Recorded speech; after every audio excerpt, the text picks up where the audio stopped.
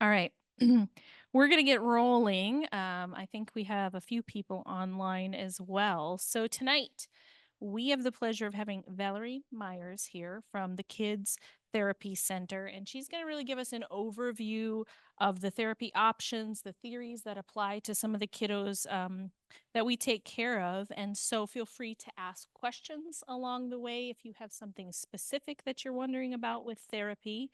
And we can just be a little bit more informal since we're a small crowd tonight. So thanks for being here. Having me.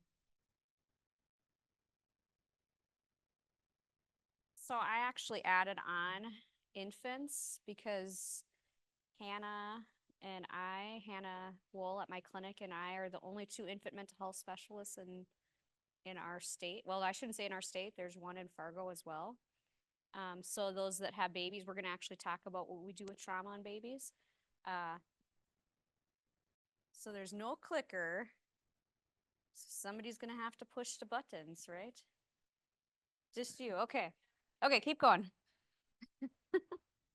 Okay, so in the beginning of this, I just talk about what is trauma, and you can keep going. We'll skip over some of this. Some of the trauma symptoms. I think the biggest one that we see in all ages, even infants, is the regression. Sometimes when we get them as foster care, we don't know what it was previously, right? Because of I would say the other biggest thing that we see is they look ADHD, and it could be just trauma or PTSD from what has happened. And so that's probably the other biggest thing that we see.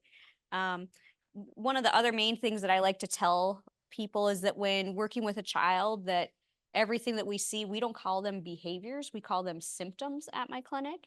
And because they're typically symptoms of things that have happened to them, right? So if they're escalating and being naughty, I usually, well, that's a symptom of whatever has happened, right? Typically. And so that really helps, I think, in when caregiving and raising a child that has been through typically complex trauma, which is multiple trauma episodes, that it just gives us that reminder that they don't know how to do a lot of these things, right? And so in child development, which I have a graph that we'll kind of go over a little bit, is we don't know that what has happened at each stage of life. And so even when we get into the infant mental health stuff, you can go ahead and rotate it again. So trauma alters the brain, but therapy also alters the brain. A nurturing home also alters the brain. So there's a lot of things that can happen. Go ahead. So this is how, when I look at the development of a child and what's going on. If you guys haven't studied Bruce Perry, he has some great books out there. And basically the brain stem is right here. Okay. So think about when we get a child that prenatally had stuff happen, and then at birth or this younger age, this is the brain stem right here. That is the part that's forming, and all that trauma has impacted that. So the brain stem, what does that look like when we get a child? Typically generalized anxiety, right? So if you have somebody that's just generally anxious and this piece of their brain has been affected, the two things that you can do to heal that piece, one is drumming. So like if you drum, so like people have like kids drums at home. So we have those in every one of our playrooms, because we know that if we get back into the infant work, that if you start to drum, you can do that. The other one is swimming. So those things naturally start to regulate that part of the brainstem. So I always think that's kind of a neat tidbit when you get into that infant mental health that people don't usually know. You can go ahead and flip the slide. Keep going. Oh, okay, go back. It must not have copied over correctly. Okay, so on here, it looks like a paper clip. You just can't see it. But basically it comes from here, prenatal to birth, and then it comes here, and then we actually bring it back in therapy, and we come back this way. So what happens is when you're working with infant mental health, you actually are looking at where on this line you're going to have all these check marks of all the things that have happened to them. And in therapy, we actually need to bring them back to where it was and bring them back forward. So go ahead, you can change the slide. So in kids, we typically see that we use play or nonverbal means to help them heal, and we'll get into that. But the body keeps the score is probably the most important thing that we notice in these kids is that if they're anxious or scared or whatever, you come up by them and they've been hit that way, that the body keeps the score. With that, go ahead. Okay, so infants. Um, I'm trained in World Infant Mental Health. Hannah's trained in First Play and World Infant Mental Health. And then everybody in my clinic just 2 weeks ago got trained in brain spotting with infants and toddlers. And so brain spotting is actually, I go more in depth in it, but I'm super excited that everybody's trained in it because we can actually look at the reflexes through the eyes and can calm the trauma from that. So you don't use words for that type of therapy, and we use that for all ages. It's just that now we have another skill for the littles. So typically when I get an infant, I probably get 6 to 12 a year, typically from social services, typically shaken baby, or broken bones or whatever, right? That they come to me. I don't get a lot of babies born addicted that come to me right away. But I will get them typically later on, or if they have a foster parent that says, I want them to have treatment. Because we work with a lot of foster parents. So a lot of foster parents know that we do infant mental health work. Um, so then we can work on some of those things, right? Now, in the state of North Dakota Medicaid does not pay for mental health services for children under 2. I am going where that's actually on my list of the legislature this next time to change it because we're one of the few states left that doesn't. Now, if you have Blue Cross or Sanford or something like that, it covers it. We also have a nonprofit called the Roundtable that I started about a year and a half ago, and that will pick up those services if we can't get something else to cover it, because obviously it takes some time to go through the legislature and change things, right? But so what do you usually see in these kiddos? I will say that probably the littles, sensory and attention difficulties is probably the biggest one that we see, right? And then we see that kind of they're either happy or really mad. Like they don't have the gray area in their feelings, right? Or their calmness. And so we see that a lot with that. But all right, go ahead. So what does infant mental health look like? So in general, I'm a teaching the caregiver um, games to play so that we can go back on that line to re-get those things in child development healed and bringing back forward. Okay. So it looks like we do a lot of infant massage. It's away from the heart. We do music and then attachment games. So if you go to our YouTube channel, you'll see Hannah on there actually demonstrating some of those games with some of our staff's babies at the time, of what you do. And it's actually like it's like singing songs to them and touching them in certain places, right? And because it's what we're trying to do is we're trying to calm some of the sensory down and re-get their brain to develop and learn that adults are okay. It's actually super fun. And I've gotten babies that, they come to me at 6 months and they're at about 1 month of age because they can't do anything yet, right? And within a month I got them crawling and whatever, and it's because of doing these things, right? And really it's because of the foster care parent also doing them at home, because I can teach them and I can assess where they're holding the trauma in, but I need them to keep doing the work, right? Because I'm not going to see the baby every day. But yeah, so it is super fun. It's very rewarding, and it's super fun because like one of the kiddos, she was eventually adopted by her foster parent. And so they still come to the clinic for some other kiddos. And so it's fun to see them get big, right? And start to develop typically normal. Yeah. Go ahead. So kids 3 and above. So at about 2.5, we have metaphorical play starts, and that's where you start to tell stories in your play, right? So we use experiential play therapy for most of our kiddos, and that's where we get in and play with them. We analyze the play and then help them process their trauma through that. Um, it's not uncommon that they play out what has happened.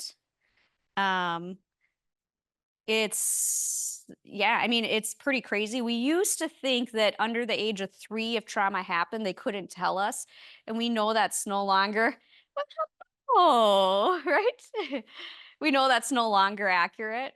Um, but, we now know that that they do remember things, they just might not have the words for things, right? So we do see them play it out,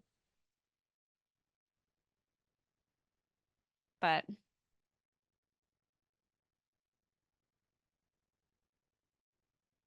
all right. So this is kind of a diagram of what play therapy might look like if you go to somebody that's a trained play therapist.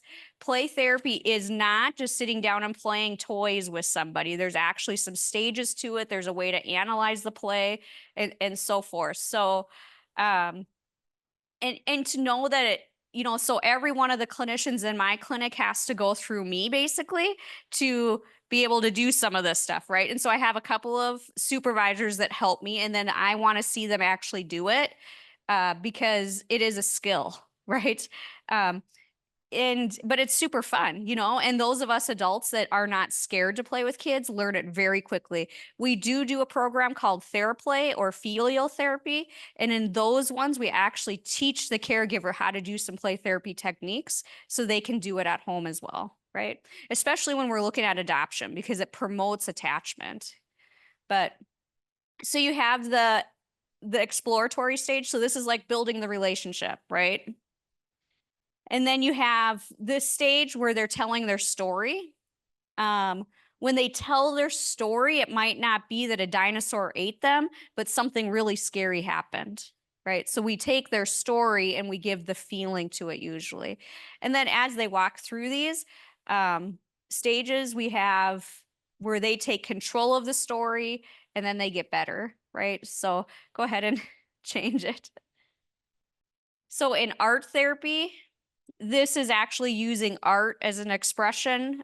This is actually used with all ages. So we do have some therapists that see adults, like Carissa sees adults and does tons of art with adults, right? So it's pretty fun to see that uh, happen as well. Now, when dealing with play therapy, so if a child is under the age of 8 in my clinic, they need to be in the playroom.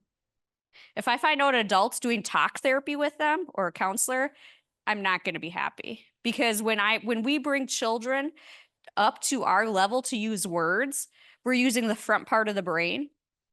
We know that trauma is in the back part of the brain. Okay, and so when we get into brain spotting, so when you go to a therapist, um, that's some of the things that I say. Like if they're just doing worksheets with a 5-year-old, I would be worried, right? We cannot use words with the front part of the brain. You can, and they're going to learn what to tell you and what they should tell you, but it's not healing, right? And that's because we want to get to that back part of the brain.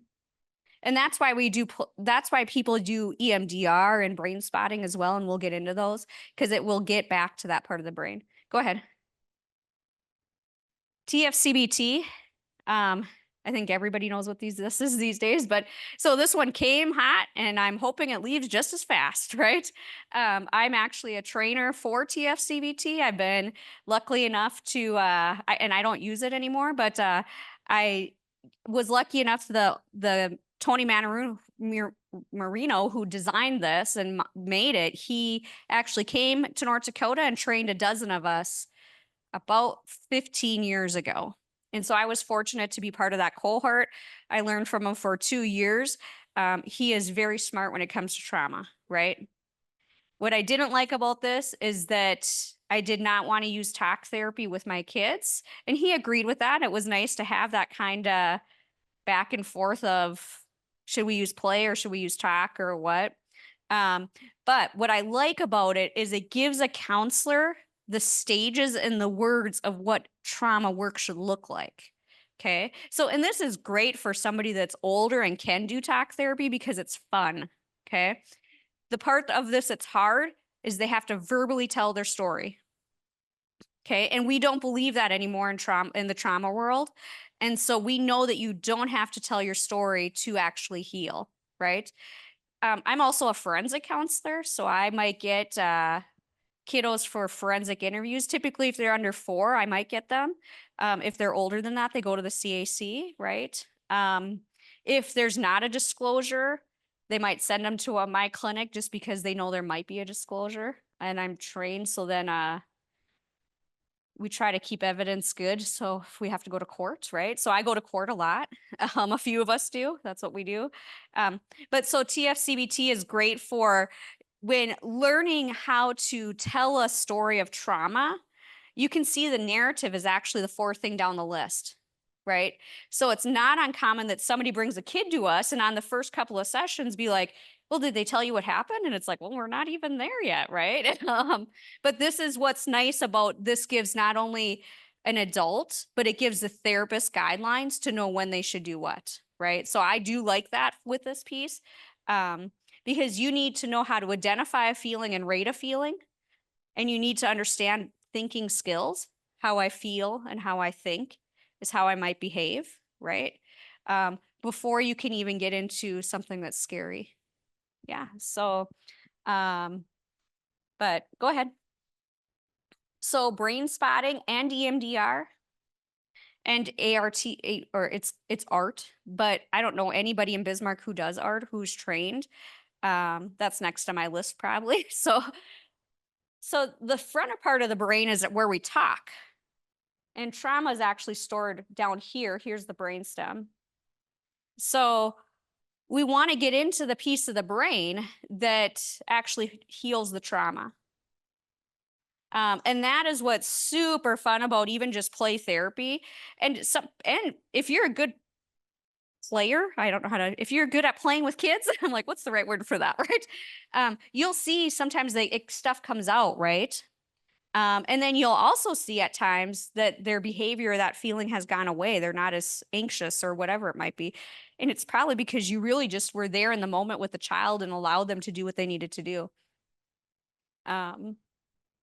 Okay, so go ahead to the next one. I'm not sure if it's okay. So what is brain spotting, right? So that's probably the biggest thing that I get. Everybody's like, oh my gosh. Let me grab my pointer.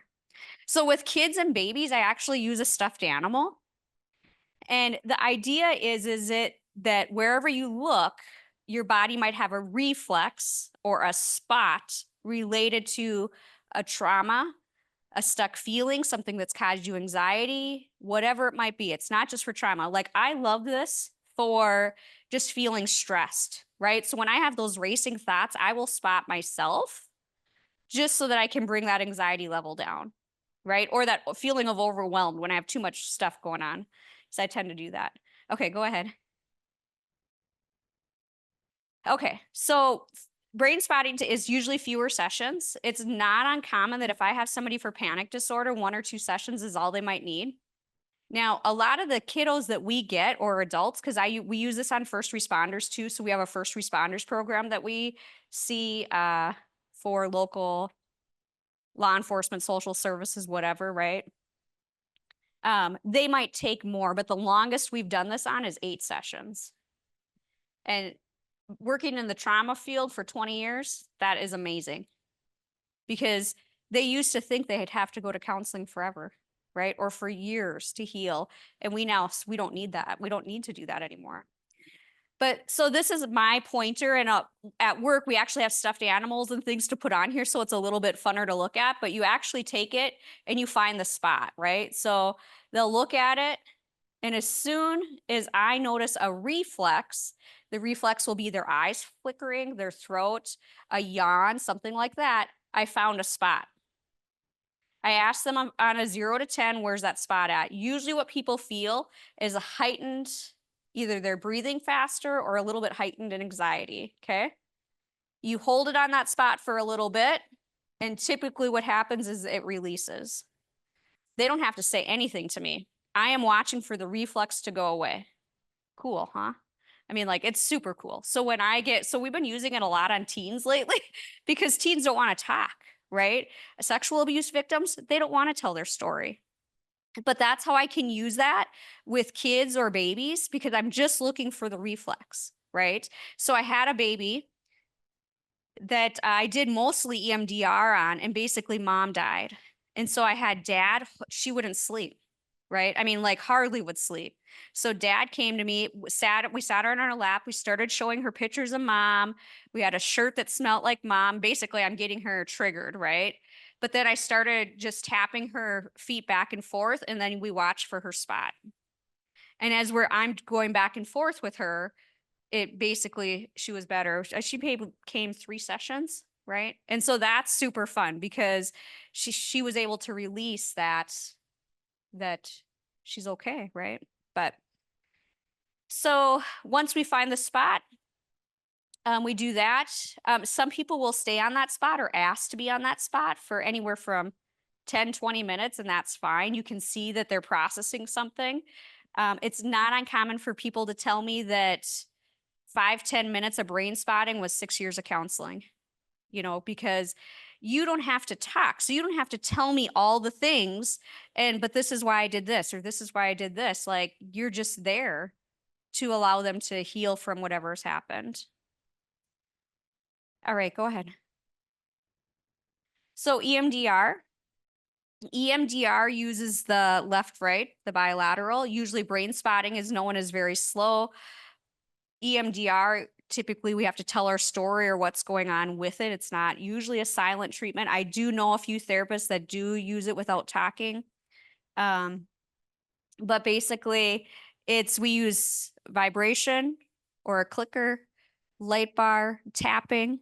I actually use this one, some technique of it quite a bit when I go out into a crisis situation.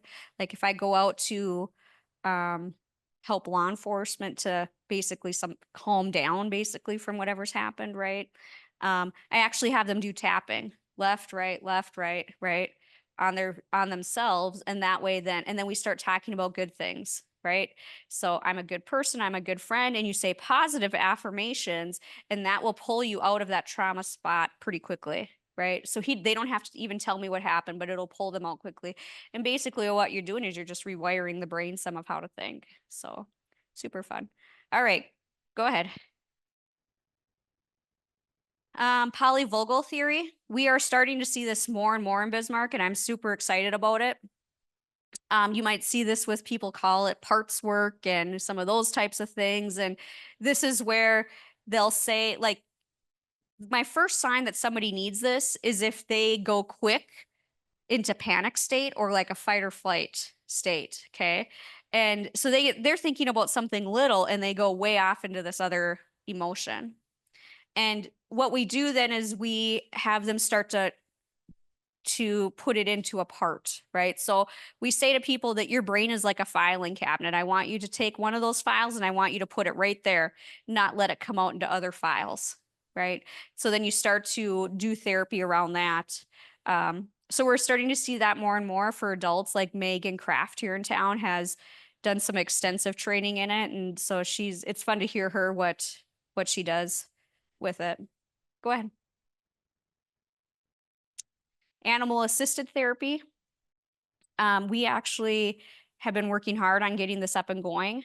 This is designed for some of our hardest kids, actually. People are like, seriously, you're just gonna have a dog in there, right? We have 3 dogs and a bunny right now that are about trained for the clinic. Animal assisted therapy has actually got a variety of steps to it. All the counselors that do it have to be trained in level 1 and level 2. In May, the beginning of May, every staff in my clinics were trained in level 1. And we have now 4 or 5 going through level 2 because it's really expensive, right? We don't have anybody around here. So we're using a lady, her name's Linda out of Denver. She owns a nonprofit. It's all they do is animal assisted therapy. Her little farm is actually right off of downtown Denver. She has about 6 acres, like just a little hobby farm. Bus stop right out front. I'm like, this is perfect, right? So what what happens is this is not pet therapy, okay? So yes, the animal can come in and lay in there with them. That is pet therapy. Animal assisted therapy is actually where they're co-therapist with you. So the dogs are actually trained to do social skills with you or with the patient, right? So instead of me saying like um different good job or whatever it is, the dogs are actually trained to do certain commands to give the child the reward or the skill or whatever it is, right? So it's super fun. So we typically see this, we'll use them for attachment issues, aggression, social skills, so those types of things. So it's very common that in other parts of the country that this is used a lot with foster kids, right? We actually have one bunny too. And when we first got the bunny, I'm like, how are you going to train this bunny to actually do this? Right. And sure shit, that bunny comes over to the patient and is like right there and does the commands. I'm like, oh my gosh. Right. Because the dogs, I mean, so um, the dogs I can see because I've seen that. But so the next step to it is actually using hooved animals. And I can't have hooved animals right now in South Bismarck, but not to ever be surprised if all of a sudden you come and there's a goat or a donkey or something right now. We've actually tried to put in some offers into some small hobby farms around Bismarck, but we're denied because they didn't want a clinic on the land. The city didn't, right? So, but Mandan's willing to allow us to have a farm in town. So, Mandan, here we come, right? But so it's pretty fun. So you'll be seeing that. We actually are working on partnering with the zoo as well. The zoo will allow us to do some things there with kids. I obviously want a private space so that it's not out in the open because it is counseling, right? And they were fine with that. So I tried to get the monkey. They won't let me have a monkey, but they did say the little furry cow and the alpaca were game, and I was like, all right, like let's go here, right? And obviously there's a lot of policy, and we've been actually today I was working on insurance things. Because a dog in the clinic's easy, taking somebody to a zoo. Well, the family would meet us at the zoo, right? But going outside like that it's a little bit different. But it's super fun. I'm super excited to have it here. It's not uncommon for you to see animal assisted therapy used with also delinquent children and stuff like that, and at like home on the range and whatever. So home on the range is actually they already have a program where they train dogs there to be therapy dogs. They just don't certify them. And so we're looking at taking those animals, then certifying them and getting them back into the community. So, but yeah, so I'm super excited for that. And I mean, just this week we started our first supervision with Linda for the second stage of this program. So yeah. All right, go ahead. All right, that was it. I'm like, I wanted to leave some time for questions and thoughts and other topics because when I get this, it's like some of the main things that they want to know is what's out there. And I would say the biggest things that we see with trauma in our community is EMDR is really kind of popular around here.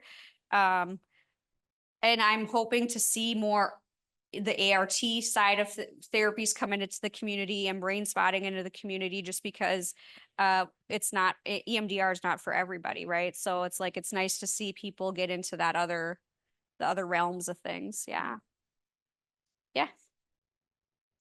Cover the brain spotting? Oh, I'm sorry. Insurance doesn't cover the brain spotting? Insurance does cover brain spotting, yes. Yep. Yep. Infant mental health, if they're on Medicaid, it is not covered. If they have crime victims, it's covered. We do have a nonprofit called the Roundtable that will help pick up expenses as well. Yeah, good question.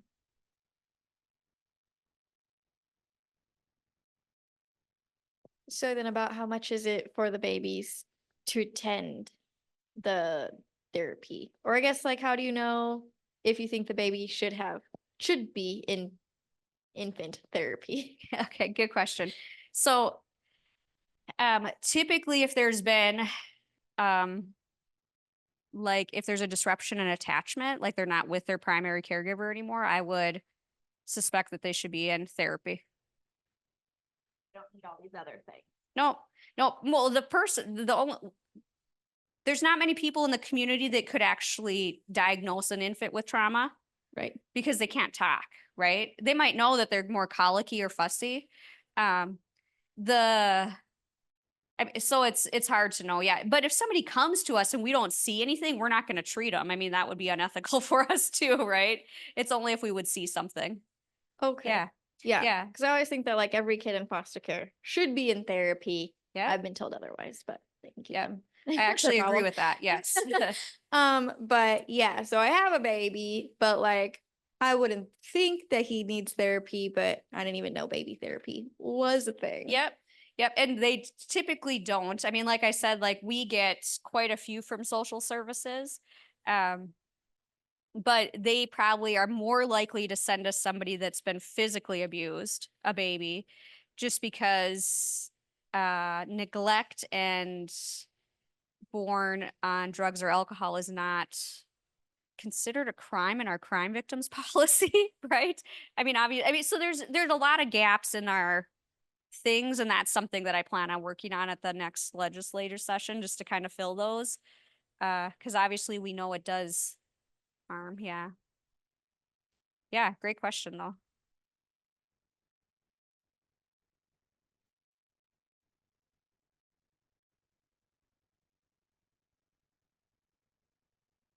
Another topic area that you want to know about?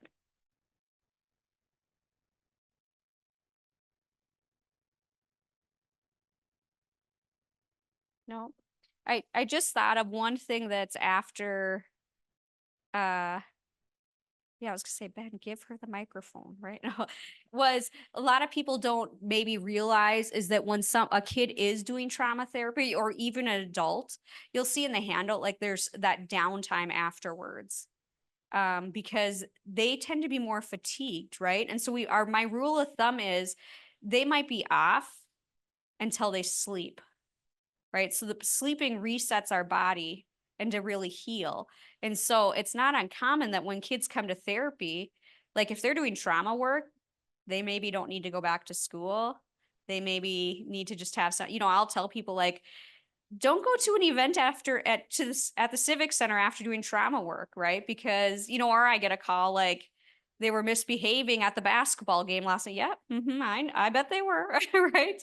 Because what happens when kids make us feel how they feel, right? So if they're feeling dysregulated or something's going on, they're going to just take it out in another way, right?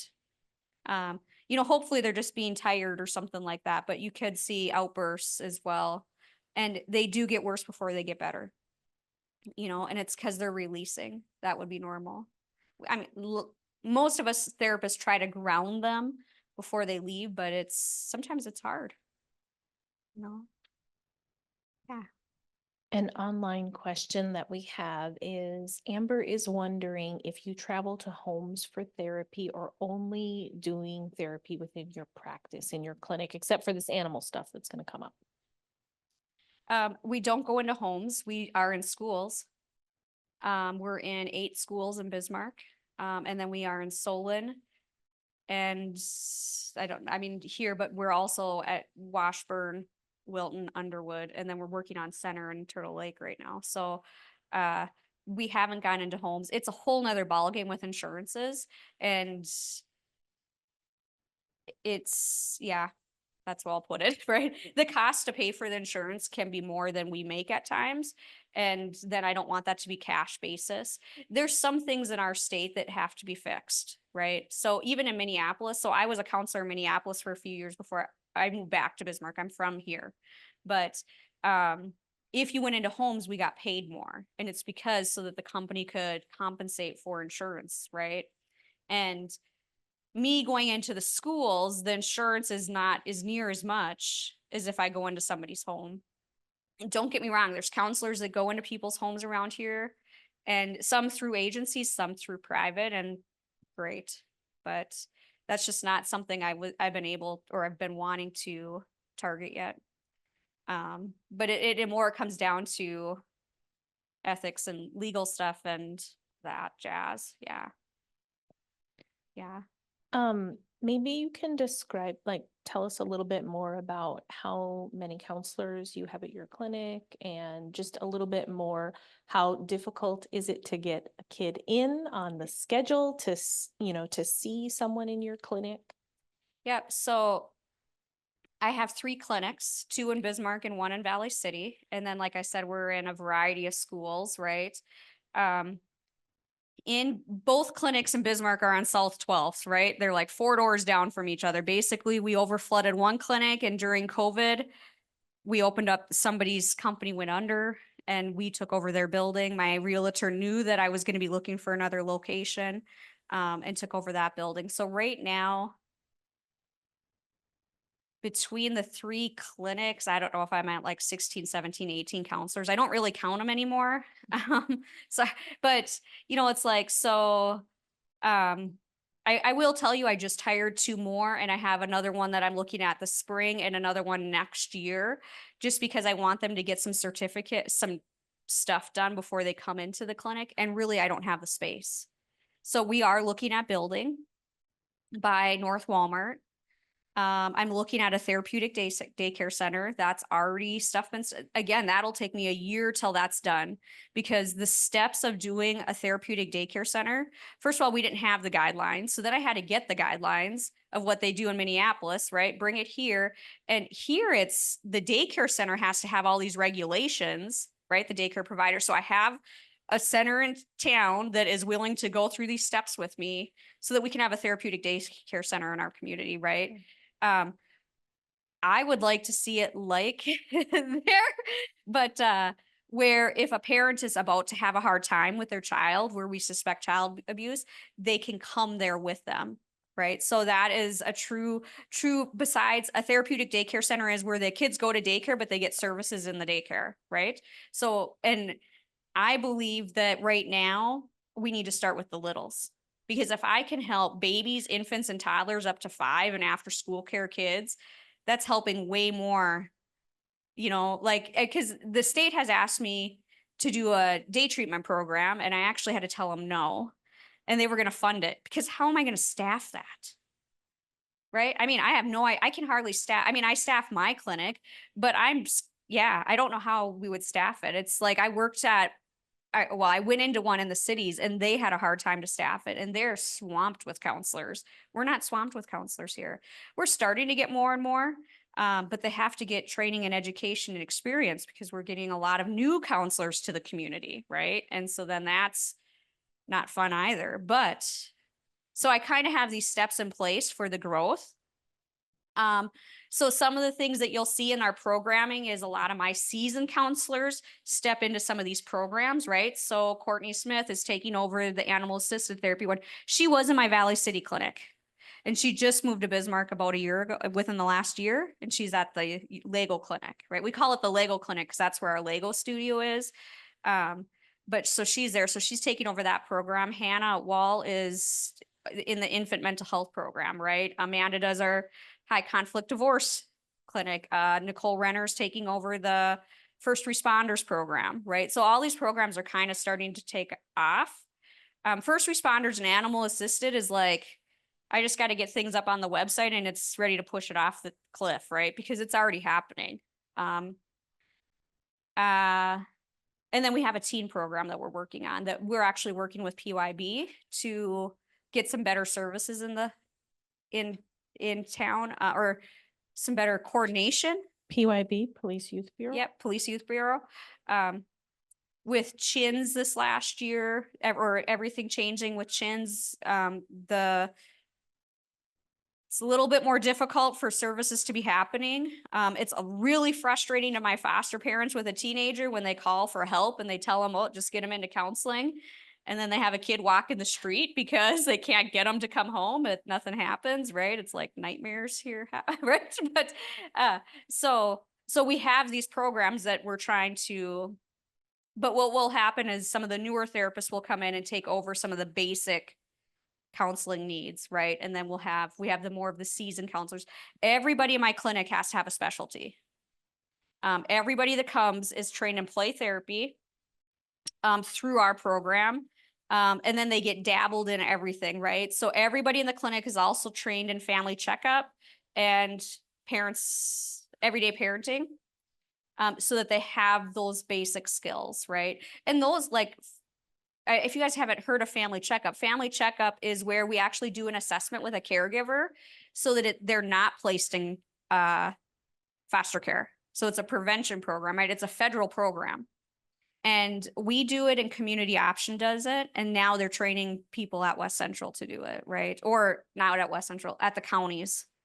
So it was last year they took away, the state doesn't pay for, like Medicaid doesn't pay for in-home family therapy anymore. They took that away because they want to use family checkup instead.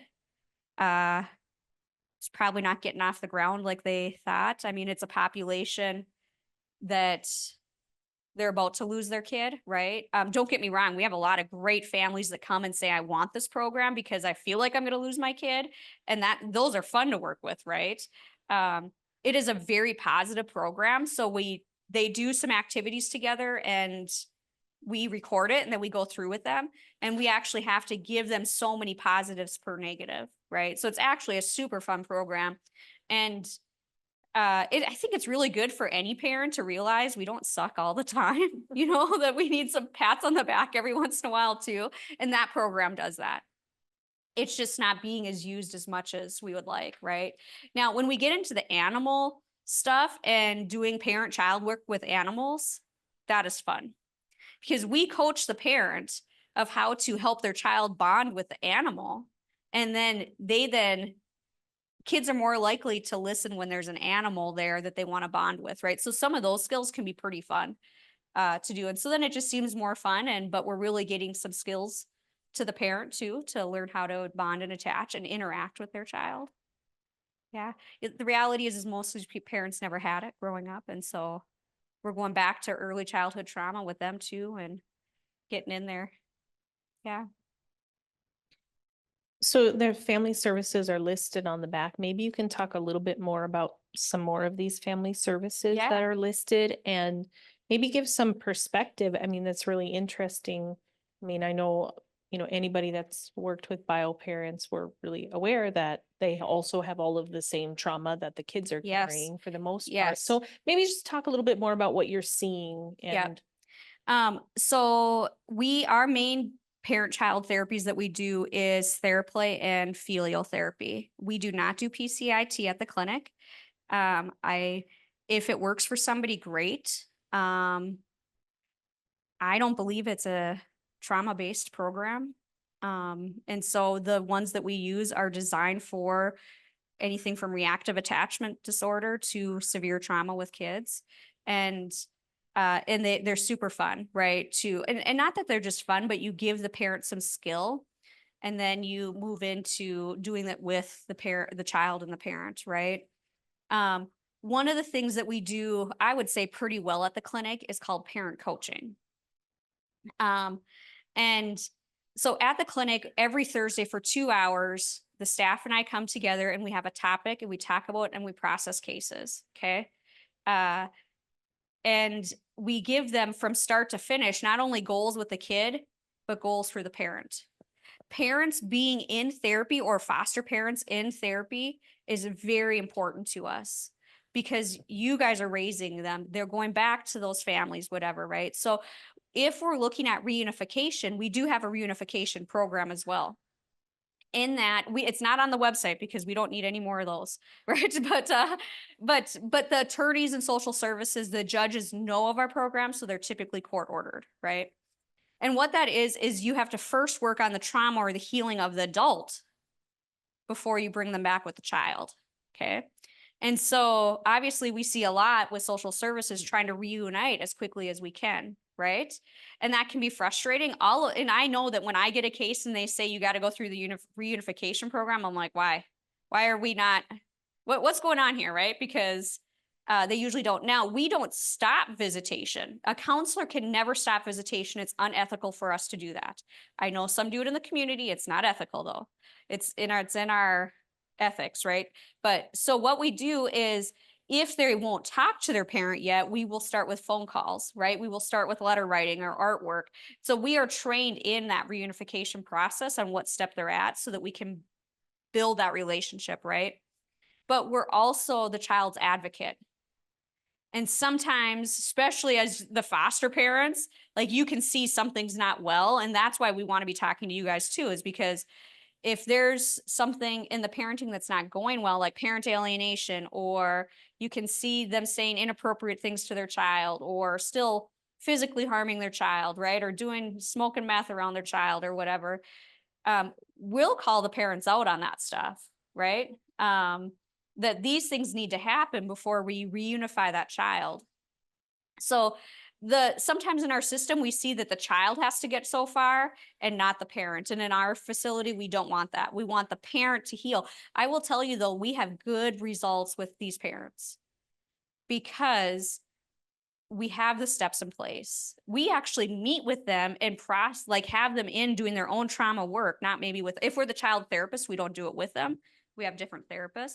But because of the way we have it, it allows them to heal and feel like we understand them and respect them, right?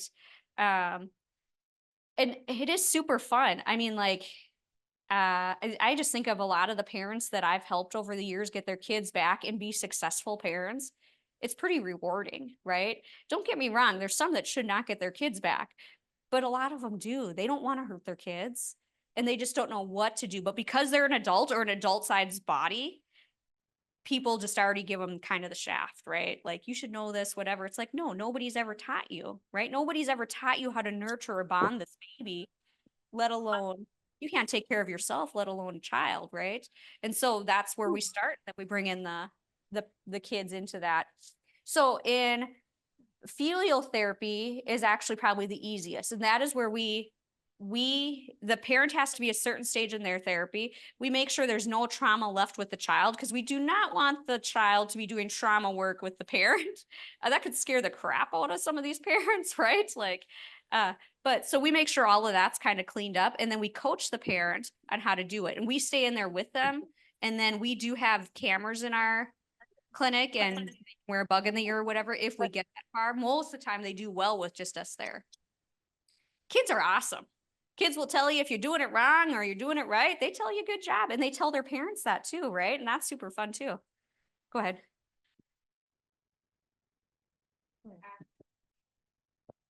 How do you go about, okay, go ahead.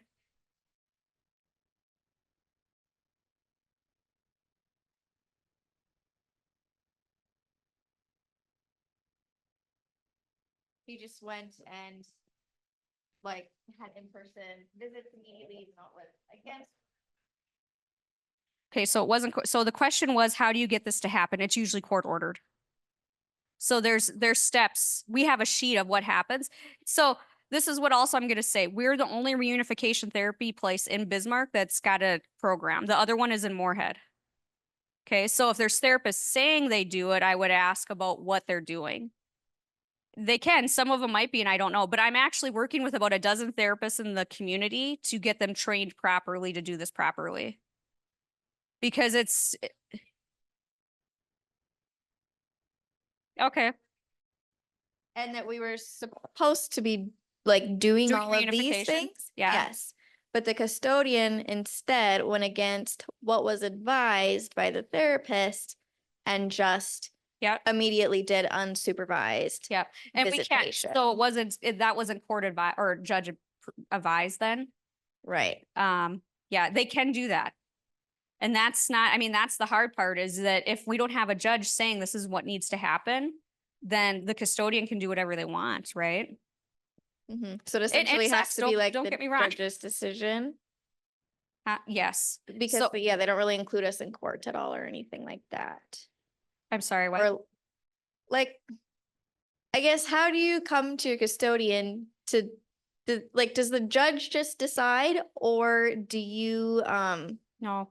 the custodian has to ask for it in court? Like, how do you go Yes. about that? So, well, there's an attorney involved. And so that attorney typically, or the guardian ad litem has to, and we work with guardian ad litems.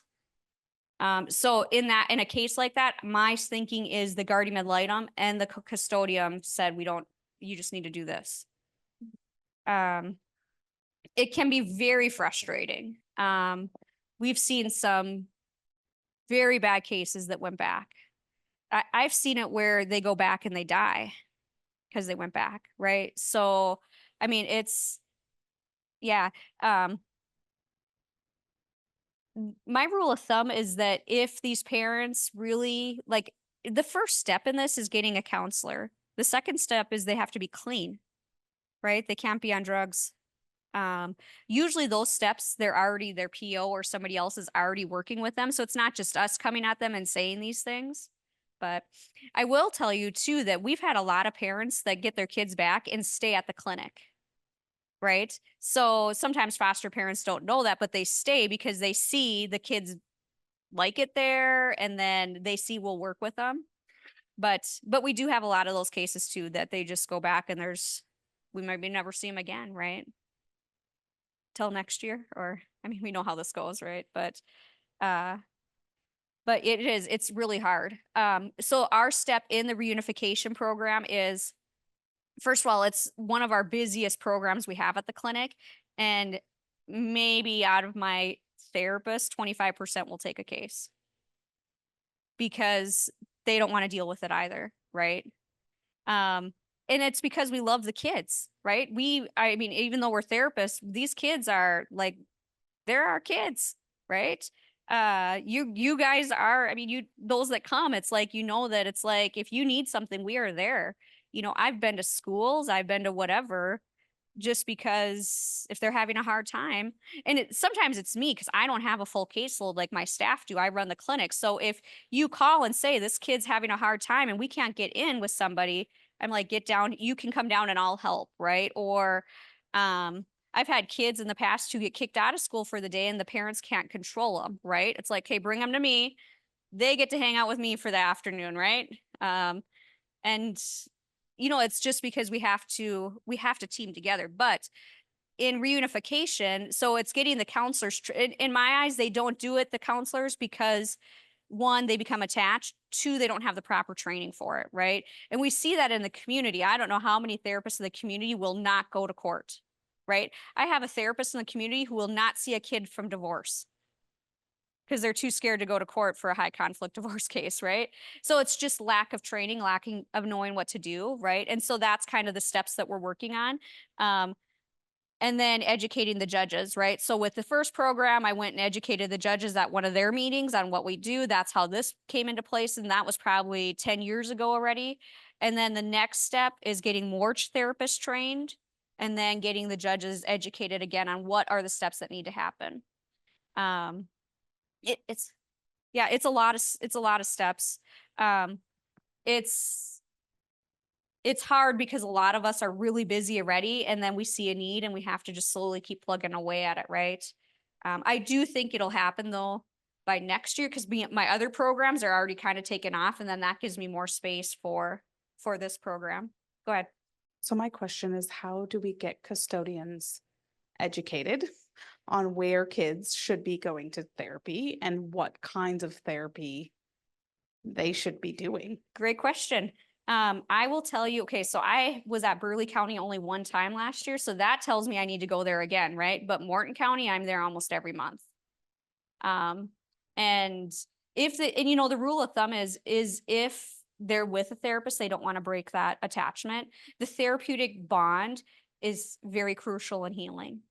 As you can see, education is doing. Yeah, I know we've talked. Yeah. Yeah. But as you can see, education is key too, right? So when I take an intern from the University of whoever, we have 8 universities that funnel into my clinic, right? So when I take a student from there, they are full-time at my clinic for 1 year, right? I would rather give a kid to them than somebody who has not been through kids training, because kids training is very special. Okay. I mean, you guys know this as caregivers, right? We have to know what? We have to know how to, one, help mental health in general. And that's what they learn in college, okay, in grad school. But then we need to know, two, parenting, child development, and then kid therapy. They don't learn kid therapy at the University of Mary or whatever. They get one class on child development and play, not even play therapy, right? So then they come out into the field. And actually, when they come to me and they start playing with a kid, and here's me like, nope, don't say that. Nope, stop asking questions. Don't ask questions, right? Just play. Just push the car back and forth and say, zoom, zoom, zoom, right? And that's kind of me in there, like, because I have to reteach them how to be with a kid, right? So yeah, so that is something that I can do, I can work on locally. I think that it as a social worker, it's a checkbox thing. It really is. It's like, who can you get them into? Here, my book, like, I'll talk to you after, but like, it's even worse than it was last week, I thought. Okay. So, But anyway, so if you, yeah, and so can you talk to them and say? And that's where sometimes I think like, can the therapist come forward and say, it's not helping anymore, whatever? And as a therapist, for me, I'm like, if I'm not helping somebody, I'm like, here we go, right? And when I do an intake, that's one of the first things I say. If this does not work, no hard feelings, because are you getting me water, Ben? Thank you. Because it's too everybody's different and every relationship's different, so we have to do what's best for these kids, right? And I do know, like, when I get a call from a parent saying like, or a message on Facebook seems to be it doesn't seem like the right match. And then they feel bad. I'm like, do not feel bad. It is okay, right? Because even when we're trying to pair therapists together, I have some that are more assertive and some that are not so assertive at all, right? And then like when you get into these specialties, I mean, you get Hannah or I for infant mental health. So if you don't like one of us, I'm sorry, right? We are working on, that is another program I'm working on. Yeah. I have an intern right now. I have an intern right now that I would love for her to do infant mental health, right? Like she's in with the babies with us when we're doing it, and you can see that it's just natural, right? I have some that are super scared of the babies, and it's like, okay, well, they pick up on those feelings, right? So you don't want that either, but yeah. Can you elevate your stuff to a supervisor to get movement?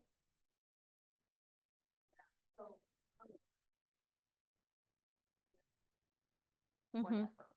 TFCBT, and he's little. yes, and he's little, he's 5. And he does that and immediately goes to a visit. Oh, Literally therapy from 10 to 11, visit from 11 to 12. yeah. Our other kids. Yeah, they come to us. They go there. Yeah. And I wasn't involved in the situation when they put him in this other therapy. And immediately started asking questions and don't seem to get anywhere. So. Yeah. So the other thing, yeah, I mean, I think it's like, just He's try just to too advocate. little. He's I too mean, little, yeah. You So guys, the other thing that they taught we're, him what trauma was last week and he cried all day long. oh my gosh, right? So, It's bad. It's yeah, it's not good Yeah. for somebody his age. Well, I think, Yeah. I love the education piece that we get here, because in not knowing what all the options are, or what it should look like, or what progress should look like, how yeah, quickly progress should be made. I think it might be good to just talk about, I know you mentioned a couple of the sessions, how quickly you can see yeah, people process through. I mean, Yeah. maybe, I think that was valuable to me, to see that there could be fast progress. yeah, yeah. So, I mean, we've seen progress in our other child. yeah, In 2 sessions, we saw progress with the brain spotting. He's done that Yeah. twice now. yeah, brain spotting is unreal. Like, and I am working on getting some video of it onto our website, because when people see it, they're like, oh my gosh, right? So we just did brain spotting. I went over to Morton probably 3 weeks ago, and I go to their case manager and CPS meetings, right? Everybody's there. And so we demonstrated right on them. Right. And so it's like, you each get 10 minutes. So think of one thing, right? And it's so when they felt it themselves, they were like, oh my gosh. And I didn't have to talk, and I feel better, and my stress level's down. And it's like, yeah. And it doesn't take rocket science to do this, right? But yeah, so the other program I didn't talk about that as I'm just thinking of this is we are working on a fetal alcohol program. So in our state, as you know, Dr. Bird in Fargo or Grand Forks is the only one who can diagnose. And so we 2 years ago did a cohort with Boston University. We were one of 10 clinics in the US that did some training with about fetal alcohol in the process and all of that. So now they're trying to get another facility in North Dakota, and it's been a lot of federal stuff that we've been working with, trying to get statutes in place and whatever. We are actually one of in our state, we're 1 in 20 kids have FAS, right? And fetal alcohol can be alcohol or drugs borne. And we have one person in our state that does the diagnosis. Now, diagnosis to me, it's like, okay, if we suspect somebody has it, it's about then what, right? So if we can get the diagnosis, then what? We have no services as well, right? So that's the next piece of it, is trying to get this. There is some great parent or caregiver training that goes along with it. And so trying to get that more affordable. Right now it's $1,700 a person to take that training. Who in the world can afford that, right? It's like, I know, right? It's like, so that's what we're working on next. Is getting that so that it's at a more reasonable price, or like foster parents should have it for free, right? Because to know that like fetal alcohol, they lose their cause and effect. If I do this, then this happens. When that is gone, you have to push it then to memory, which you can push it to memory. It's just, it's going to take 6 months instead of 1 month. Right. And so when you have that education of those steps, really changes in how you caregive for somebody too, but yeah.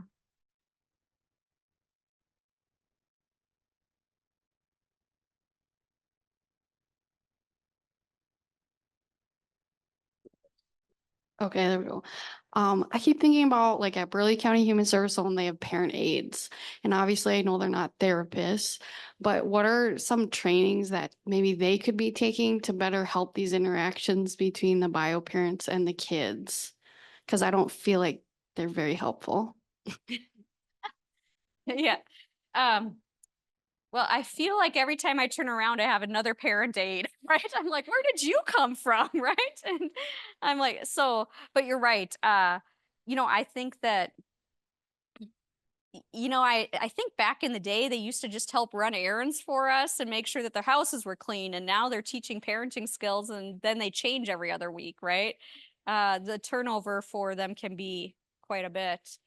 I know like Morton County, what they're hiring, they last two they're getting to, and they knew that would happen because the two wouldn't, like, they were older and I think they were great, but they weren't going to work in the winter months. They knew that was coming, right? And so here we go, we got two new ones. Right. And I will look into it to see how we can better help them.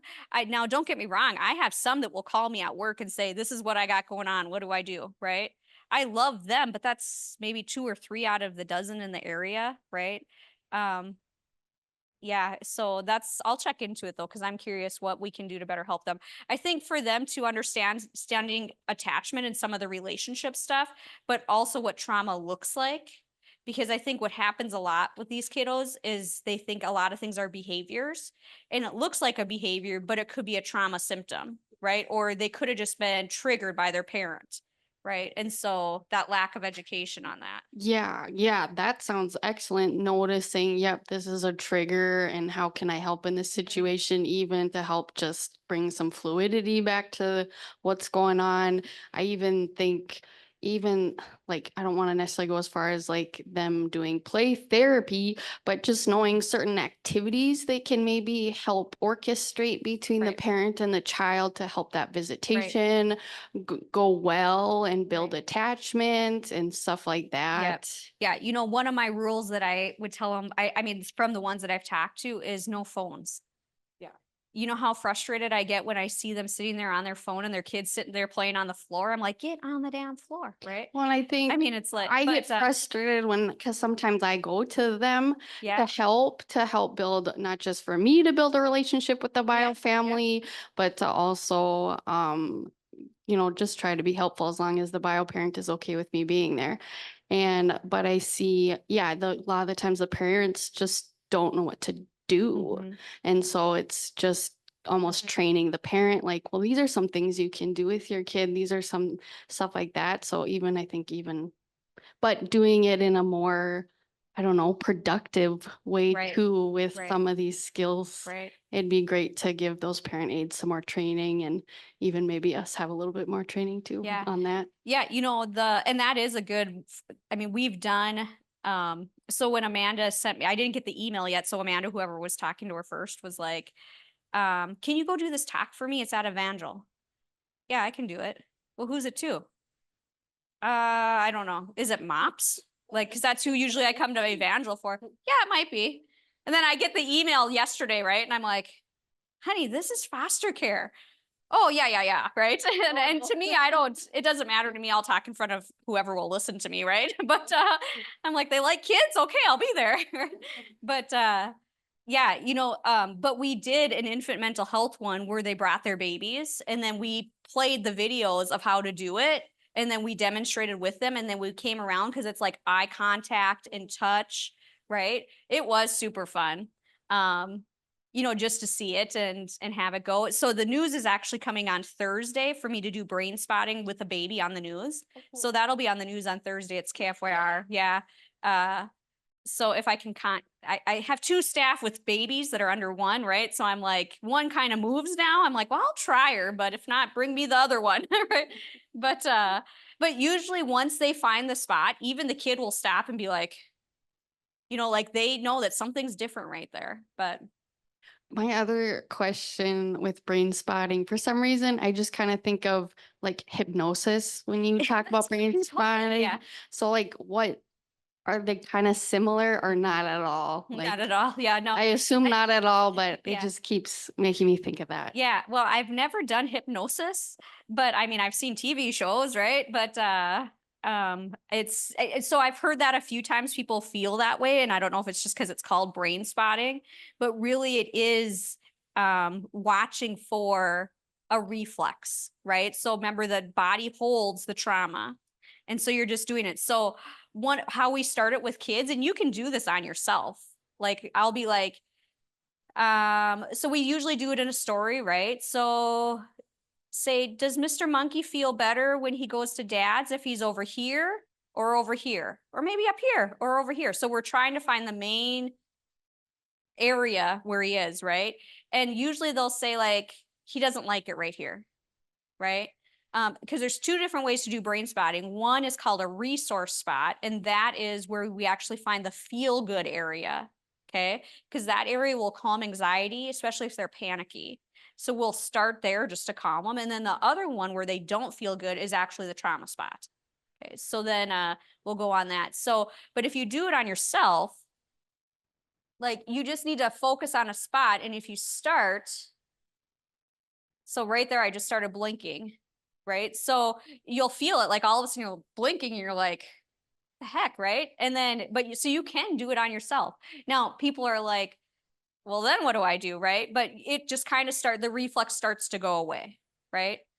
So if you say like, I'm feeling overwhelmed by my teenage daughter right now, right? And I'm going to find a spot maybe related to that. So I'm thinking I'm feeling overwhelmed by my teenage daughter. I'm going to find the spot. And right here, I'm very blinky. I'm going to take some deep breaths and I can feel it going away. And it's like all of a sudden you just feel it kind of release. And I've done it a lot. So you get better at it as you're going, right? But when you're dealing with pretty significant trauma or heightened anxiety, they'll be there longer, right? You can do something. I mean, and there's a lot of techniques to this, right? There's some where we find the happy spot. And then we might take like a poof ball and put that on the thing. And here's your happy spot. Let's find your happy spot. Then we give the kid that to hold, right? Because then that's their safety net. And then we find the spot that makes them feel yucky or was the part of whatever happened that was yucky, right? Remember, they might not know. It might be nonverbal. So we might be just looking for a spot and looking for the reflex. And yeah, and then it starts to go away. Yeah. And I mean, I've seen quick turnaround. Like I had a friend who all of a sudden started having a panic attack driving. No idea why, whatever. And she went in one brain spotting session and it was a whole hour session, but she was able to drive the next day. Yeah, she stopped driving for a week and everything. And the craziest things happened to us. And yeah. But so that is super fun. And that's why we use it with first responders, because we are a like law enforcement right now, they stay in their career a year to 3 years at the most. And we are already short staffed in law enforcement, so we need to keep them. And so we're using it to keep them back in the force so that they continue to work. Yeah. Yeah. EMDR, eye movement desensitization reprocessing. So that is so EMDR, what is it? What does it do is the question she has. And basically it's back and forth. So you're moving from one side of the brain to the other side of the brain to kind of let go or rewire the brain, right? So some people use clickers. So it clicks on this hand and this hand and this hand and this hand. In the play therapy room, we might put clickers on their shoes and then just let them play. Because it naturally, basically the brain then will start to release whatever it is. Typically with EMDR, they have to tell the story, right? And so then that can be hard. They have to use their words. Where with brain spotting, you're actually, even as an adult, you're given, you can talk if you want. If you don't want to, you don't have to. I mean, I've seen some very powerful stuff with EMDR. Don't get me wrong, it can be very good. I will say it's better than talk therapy, but I'm really just not a talk therapist. I never have been. 20 years doing this, and I've always been play, art, something else. And now brain spotting. When we do have some EMDR therapists at the clinic, and then because I'm part of a larger group I'm part of a group practice mentor group, right? And it's from all over the United States, and on there they talk about EMD or brain spotting so much, and I'm like, seriously, and then I tried to find somebody in North Dakota. We do have 2 people trained in level 1 in Fargo, and then we have us at Kids Therapy Center. Everybody's trained in level 1 and 2 and child and adolescent and infants. And that is because that happened this last year because we got the state grant for trying to provide more services for our hard kids. So we're working on building a program for when we can't calm a kid down, basically, right? Our really hard kids, because we all know that if they have to get placed, they end up in Fargo. And we would try to keep our kids here if we can calm them down. We want to keep them here, right? Instead of shipping them out. So.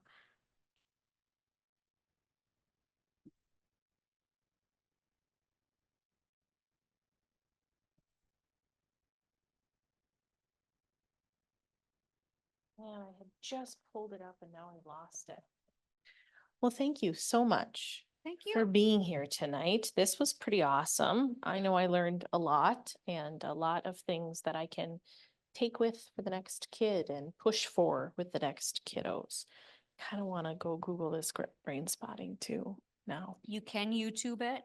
And if you get stuck, just message me. I had a friend, she's like, because it's used in athletes too, right? Mhm. And so she did it on her daughter for this dive. And the first dive, she got her and she went and did it. A dive she was working on for 2 years. And she Googled brain spotting and did it. And she didn't realize that we were trained in it too. Mm. And because, as friends, you never talk about work. They don't care what you do. But and then she Googled it and saw that we do it. And she's like, okay, I need help. And I'm like, what did you do? Right. And you can't really hurt anybody with it. That's what's kind of fun about it. Right. But you can get stuck. Well, she wanted to take her to the next level of not like basic- emotionally stuck. Okay. I was No, thinking no, like no, no. emotionally stuck. No, no. Where you're like, "Ah, I can't stop crying." Yeah. No. If it does anything, it'll make you tired. Ah, Yeah. Okay.